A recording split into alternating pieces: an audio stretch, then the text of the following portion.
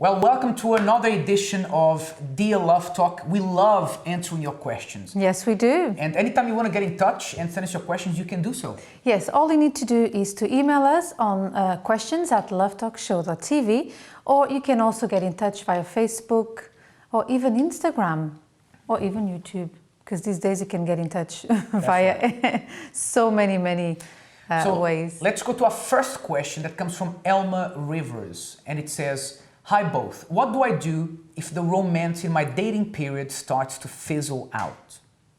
You know, it's strange that in a dating period, the romance that usually happens fizzles out, because that's the moment when couples are more into each other and they enjoy that romance part of the relationship. It's a discovery moment, isn't it? It's so before we tell you what you should do, I think you need to ask yourself, first of all, why that is happening.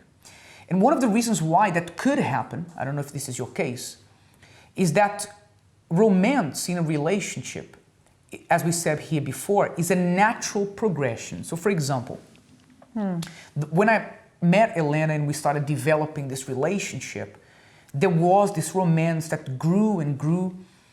But of course, it got to a point where we then started talking about marriage, where we wanted to go with our relationship.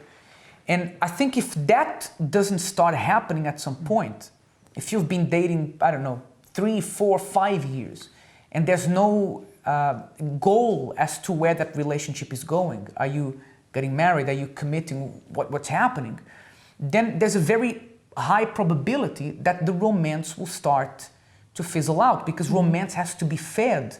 And what better excitement, nothing to look forward to. Exactly. And what better way to feed that romance than by, you know, going to a next stage? Yes, and romance is like everything else. You need to feed romance. You need to feed respect. You need to feed everything, because otherwise it dies. But my question is to Elma, right? I don't know what's your idea of romance, okay? Because we do get people coming to us, and you've got to agree with me that they are very. I might agree with you. They do not. I hope you do. They do not understand what romance is. They think romance is all about roses every week. If he doesn't give me gifts and things, he's not in love, or he's not being romantic. So you need to be able to see, because she didn't specify how long they've been dating for. You need to see if this is how does he show love? How does he show romanticism? Because everyone is different. So here's a question for you, because it might be that you've been thinking of something that is not there and over analyzing things. So I just wanted to make sure I said that. And a final point is that, you know, even if your relationship is going in a natural progression, you guys have goals, you know what you want, it's normal. For example, when you start dating and everything is exciting, every time your phone rings and you see the name of that person on the screen, you get these shivers, these butterflies. It's normal that after a few months, a few years, if you don't get that anymore, you don't get those butterflies anymore. It doesn't mean you don't love the person. I remember we were watching this program some time ago where, you know, this guy he was working and he was so angry that his wife called him that he threw the phone out of the window of the car, and never found his phone again, right? I'm sure you wouldn't have done that when you were dating. But it comes to show it's a bit exaggerated, that one. But it comes to show that it's okay if the person rings and you don't get the butterflies anymore. It doesn't mean you don't love them, but just make sure, like we were saying, there is a natural progression, that you don't, you know, force this idea of romance out of him, and it's okay. And it's reality. That things you know, you have to see. You can't always. Maybe in the beginning he used to buy you flowers, okay? Let's say in the first weeks when you met for lunch or for dinner. But then, can you really afford doing that every week? Come on, be realistic. Let's be realistic. Let's be realistic. Next question. I could go on and on forever, you know me. Right, this one is from Sandra Castillos. I hope that's how you pronounce it.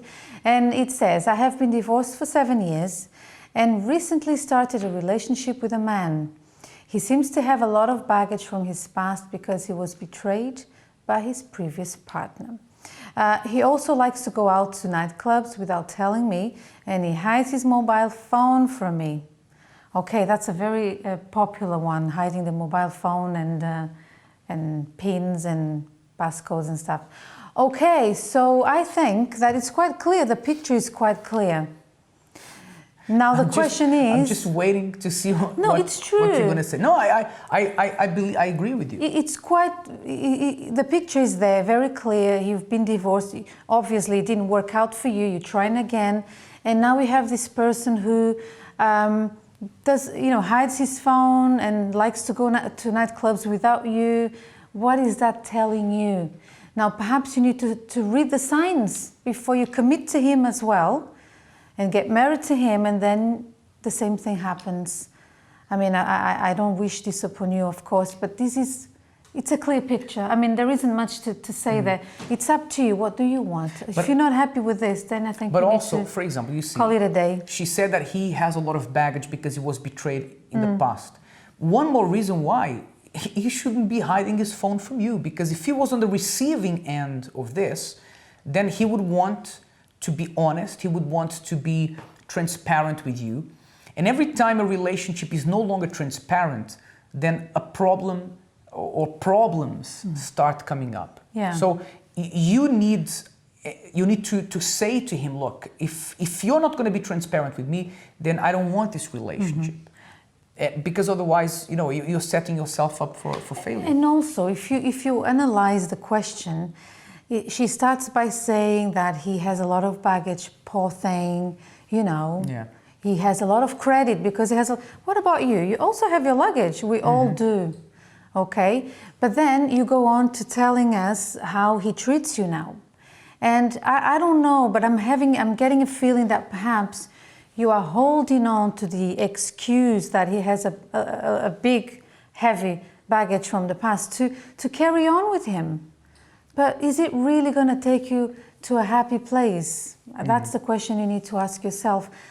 It's not looking good, that's all I can say to you right now. And if it's like this in the beginning of the relationship, imagine how it's going to be later. Yeah. Okay? Let's go to the next question. It says, hello, Love Talk. I've only been married for a year, but my relationship is very stale.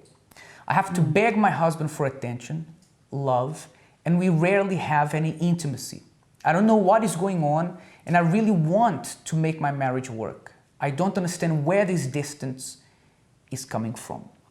Right. Well, I think before we give you any tips or any solutions to this problem, let's go to what we usually always tell people who bring problems of this issue, of this kind. I mean, if you've been married for a year, I think it is, you said there, it should be the opposite way around. You guys should always be together, always be enjoying intimacy together. If that's not happening, there's a reason why, something's wrong. Now, you need to find out where the problem is. You cannot solve a problem unless you know what the problem is. For example, if you open the tap of your kitchen to get some water to wash your dishes, and there's no water coming through that tap, you need to find out why. Why is that? Is it that something's blocking the drain? Is it that the tap is not working, you need to change it? But you're not going to get any water unless you find out what the problem is first. So, don't jump into conclusions, because there are different reasons why men behave this way.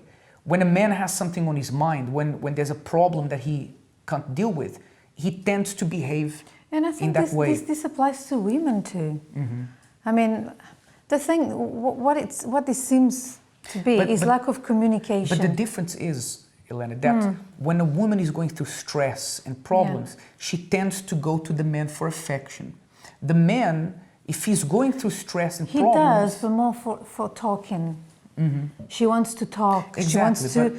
But the case she's complaining about the intimacy, because when a woman feels like the husband is distant, from her in that aspect, she worries. Does he have anyone else? Is he watching pornography? What's going on? But that's what we're saying, before you jump to that conclusion, you need to be honest with him and say, look, I understand this is going on, and don't try to bring it to him as an argument. or don't point fingers at him, because that's only going to make him feel even more distant. But tell him, look, I want to know why, what's happening. Yes. Chances are that it wasn't like this in the beginning of your relationship. Perhaps in the beginning things were great, even though you've only been married for a year. Yes, so there are many possibilities here. Yeah. Maybe you need to ask yourself, you need to go back in time a little bit and ask yourself, where did it all begin? Maybe he's been put off by something that you're doing. Or maybe it's him. But never think that it's always him. Yeah. Always look at yourself first. Did I say something? Did I criticize his body? Did I say that he's putting on weight? Did I make him feel less confident? What is it? Maybe he hears a lot of compliments at work, but none at home. And again, these are all assumptions we're making, exactly. right? So we are trying to help you figure this out. But the bottom line is that you need to find out what is caused. For example, him not going to you for attention, for intimacy, is only the end product of the real problem. Yeah. Right? The problem is not him not giving you attention, not being intimate with you. The problem is something is making him to behave that way. And you need to find out what that is. And maybe say, well, James, I was hoping that you guys were going to solve my problem. But for you to solve the problem, you need to know what the problem is first. We like to help you solve the problem by thinking, because we are not in your shoes. I mean, we don't know, we don't see your everyday, your behavior in your marriage. We don't know. So we are helping you think about it and be honest with yourself. That's right. And learn to communicate, basically. Well, that's all we have time for today. Don't forget you can send us your questions to questions@lovetalkshow.tv or via our Facebook page. Until next time, keep sending us your questions. Bye-bye.